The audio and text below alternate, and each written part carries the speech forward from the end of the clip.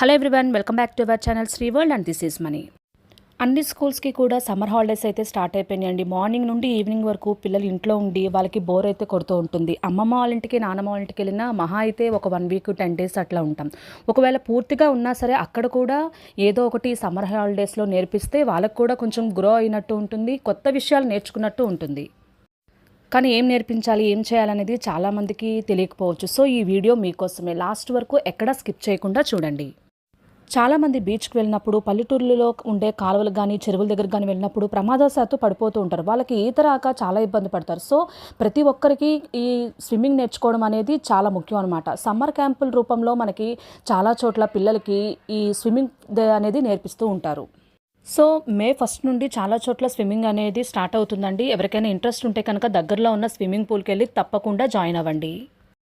స్టడీస్లో main part అయిపోతుంది ఈ డ్రాయింగ్ అనేది. చిన్న పిల్లల నుంచి పెద్దవాళ్ళ వరకు వాళ్ళ సబ్జెక్ట్లో ఒక భాగం ఈ డ్రాయింగ్. సో ఈ డ్రాయింగ్ అనేది బేసిక్స్ నుంచి నేర్చుకుంటే కనుక వాళ్ళకి డ్రాయింగ్ ఎలా వేయాలి అనేది ఒక ఐడియా అయితే ఉంటుంది. ఈ సమ్మర్లో చాలా చోట్ల డ్రాయింగ్ క్లాసెస్ కూడా జాయిన్ అవుతున్నాయి. తప్పకుండా మీ పిల్లల్ని డ్రాయింగ్ క్లాసెస్లో అయితే జాయిన్ చేయండి.